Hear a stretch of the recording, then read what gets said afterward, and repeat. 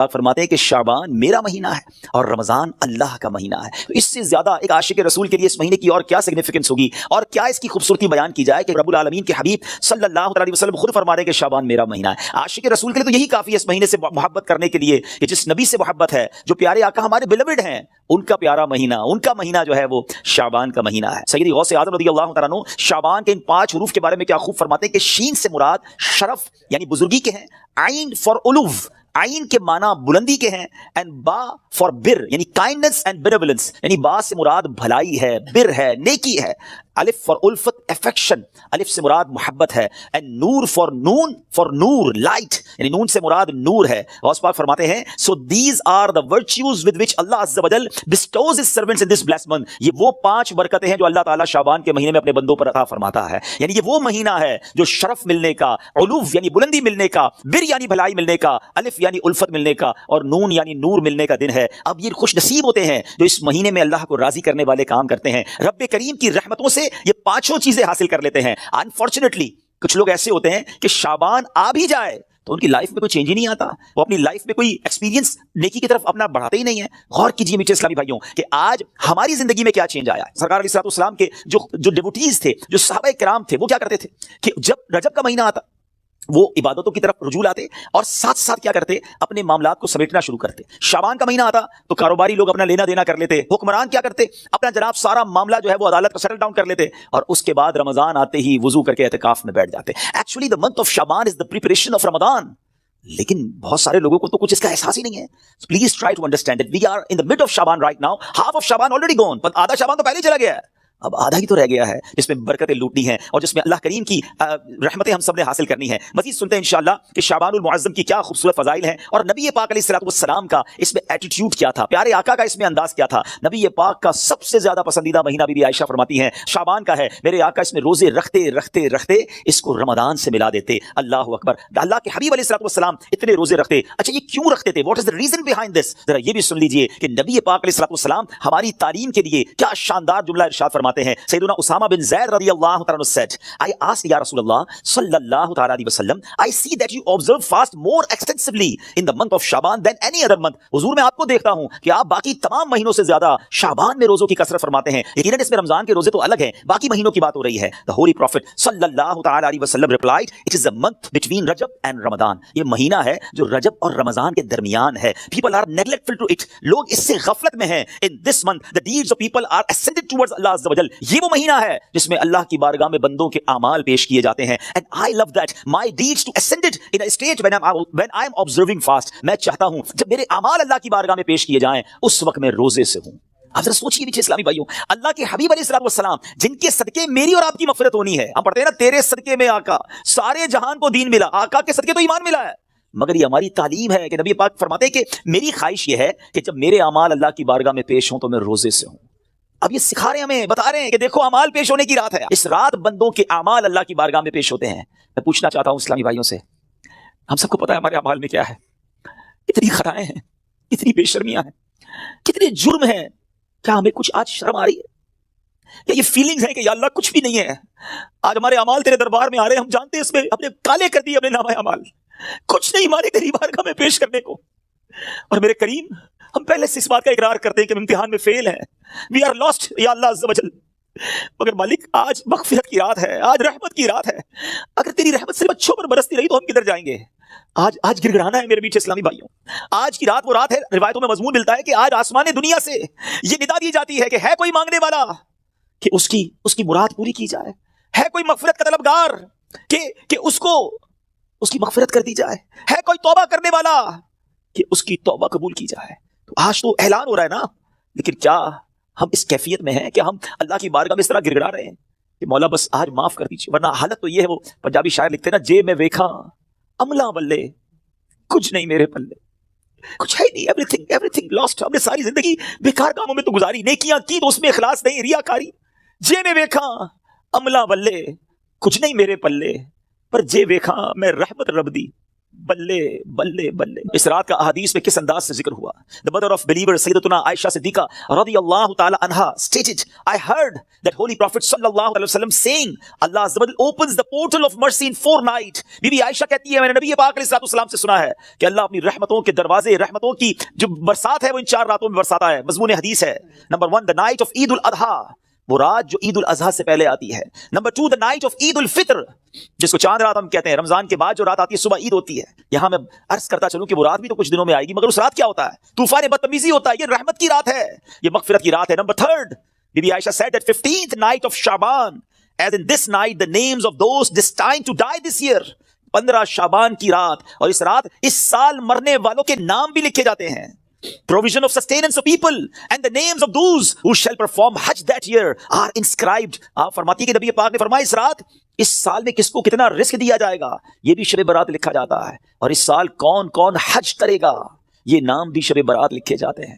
اتنی نازک رات ہے. The 4th night, night of Arafah, the night between the 8th and 9th of Dhul Hijjah until the azan of Fajr. 8 اور 9 ذو الحجہ کی درمیان کی رات، یہ سال مرنے والوں کے نام بھی لکھے جاتے ہیں. Provision of sustenance of people and the names of those who shall perform Hajj that year are inscribed. آپ فرماتی کہ نبی پاک نے فرمایا اس رات اس سال میں کس کو کتنا رزق دیا جائے گا یہ بھی شب برات لکھا جاتا ہے، اور اس سال کون کون حج کرے گا یہ نام بھی شب برات لکھے جاتے ہیں. اتنی نازک رات ہے. The 4th night, night of Arafah, the night between the 8th and 9th of Dhul Hijjah until the azan of Fajr. 8 اور 9 ذو الحجہ کی درمیان کی رات، یہ چوتھی رات ہے جو رحمتوں کے دروازے کھول دیے جاتے ہیں، اور یہ عرفہ کی رات کہلاتی ہے. Dear Islamic brothers, how critical the 15th night of Shaban al-Muazzam is. کتنی نازک رات ہے. No one knows what will be predestined for him. Sometimes a person is heedlessly busy in these activities while mishaps are destined for him. لوگ غفلت میں ہوتے ہیں، انہیں پتہ ہی نہیں ہوتا کہ ان کے بارے میں کیا لکھا جا رہا ہے. ذرا غور کیجئے. It is stated in غنیۃ الطالبین، یہ وہ کتاب ہے جو سیدی غوث اعظم رضی اللہ تعالیٰ سے منسوب ہے. غوث پاک تحریر فرماتے ہیں The shrouds of many people are washed and prepared, but they are busy wandering around in the markets. Ghaus Pak کہتے ہیں کچھ کفن دھل کر تیار ہوتے ہیں مگر اس کو پہننے والے بازاروں میں گھوم رہے ہوتے ہیں. آپ فرماتے ہیں there are many people whose graves have been dug and ready, but they are busy enjoying themselves. فرماتے ہیں کچھ لوگوں کی قبر کے گھڑے خودے تیار ہوتے ہیں مگر وہ گھوم رہے ہوتے ہیں، وہ بازار میں مذاق مستی اور جناب گناہوں میں مصروف ہوتے ہیں. ایک بات میں آپ کو بس اس جملے کے تحت بتاؤں، پہلے بات پوری کر لوں پھر میں آپ کو پریکٹیکلی بھی سمجھاؤں گا. آپ فرماتے ہیں number of people are busy laughing although the final moment of their death is approaching. کچھ لوگ ہنسی مذاق کر رہے ہوتے ہیں مگر موت کا وقت قریب آ گیا ہوتا ہے. فرماتے ہیں the construction of many houses is about to complete, but at the same time the lifetime of the owners is also about to complete. فرماتے ہیں کچھ گھر بالکل بن کر تیار ہو گئے ہوتے ہیں مگر مکین جو اس گھر میں رہنے کے لیے آنا چاہتا ہے اس کا آخری وقت بھی آ گیا، اس کی قبر بھی تیار ہو چکی ہوتی ہے. اب ذرا اس کو پریکٹیکلی سمجھیے. آپ جب قبرستان جاتے ہیں کچھ قبریں تیار ملتی ہیں نا، صحیح بات بتاؤں پریکٹیکل، جو قبریں خودی ہوئی ہیں نا، جن کی بھی خودی ہوئی ہیں وہ زندہ ہیں اس وقت. ہاں تھوڑی دیر بعد مرنا ہے انہوں نے اور پھر اس قبر میں آ جانا ہے. کفن کی دکان پر جب کبھی جائے نا تو وہ کفن وہ طے کر رہا ہوتا ہے، پلاسٹک میں ڈال رہا ہوتا ہے. ایکچولی یہ جس کا کفن طے کر رہا ہے نا وہ اس وقت زندہ ہے، تھوڑی دیر بعد اس نے مرنا ہے. یہ کفن خریدنے کوئی آئے گا دکان سے، اس کو کفن پہنایا جائے گا، اور جو قبر تھوڑی دیر پہلے گورکن نے یا ایک دن پہلے کھودی تھی یہ اس کے لیے کھودی تھی جو زندہ ہے. تو مجھے اور آپ کو پتا نہیں ہے کہ ہماری قبر خودی بھی کہیں ریڈی تو نہیں ہے، کہیں کفن طے تو نہیں ہو رہا. آگاہ اپنی موت سے کوئی بشر نہیں، سامان 100 برس کا ہے پل کی خبر نہیں. Dear Islamic brothers, this is a very crucial night. بہت زیادہ نازک رات ہے. اس رات کتنی مغفرت ہوگی، کتنے لوگ بخشے جائیں گے. سیدنا عائشہ صدیقہ رضی اللہ تعالیٰ عنہ has reported that the Holy Prophet صلی اللہ علیہ وسلم said, Jibreel علیہ السلام came to me and said, this is the 15th night of Shaban. Allah Azza wa Jal frees as many people from the hell as the number of the hairs on the goats of the tribe of Kalb. پیارے آقا فرماتے جبریل امین میرے پاس آئے اور آ کر عرض کی کہ حضور آج 15 شعبان کی رات ہے، اللہ تعالیٰ اتنے لوگوں کو جہنم سے آزاد فرمائے گا جتنے قبیلہ بنی کلب کی بکریوں کے بالوں کی تعداد ہے. What is the meaning of that? میں اور آپ تو اپنے سر کے بال کاؤنٹ نہیں کر سکتے، ایک گوٹ کے، ہم ایک بکری کے بال کاؤنٹ نہیں کر سکتے. قبیلہ بنی کلب تو سب سے زیادہ بکریاں پالا کرتا تھا. It means millions, billions لوگ آج کی رات بخشے جائیں گے. مگر but he Azza wa Jal does not cast merciful sight at an infidel. اس رات بھی کچھ لوگ ایسے ہیں جن پر اللہ تعالیٰ نظر رحمت نہیں فرمائے گا. infidel مشرک پر نظر رحمت نہیں فرمائے گا. malicious person, one who cuts off family ties, the one who dangles his clothes, a person who disobeys his parents, and a person who is habitual of drinking wine. حدیث کا مضمون کیا بنا کہ شرک کرنے والی اس رات کو نہیں بخشے جائیں گے. پھر فرمایا جو احادیث کا مجموعہ ہے، ماں باپ کو ستانے والا، ماں باپ کا نافرمان، disobeyed of parents، نہیں بخشا جائے گا. شراب پینے والا, ہیبچول آف ڈرنکنگ وائن, شراب کا عادی, نہیں بخشا جائے گا. خدا را ان چیزوں سے توبہ کرو. اب وائن, شراب اب تو پارٹیز میں کولڈ ڈرنک کی طرح پی جا رہی ہے, اس کو کوئی جرم سمجھتا ہی نہیں ہے. ٹرائی ٹو انڈرسٹینڈ یہ کتنا بڑا سن ہے, یہ کتنا بڑا گناہ ہے کہ جس رات کروڑوں اربوں لوگ بخشے جا رہے ہیں, شراب ہی نہیں بخشا جا رہا.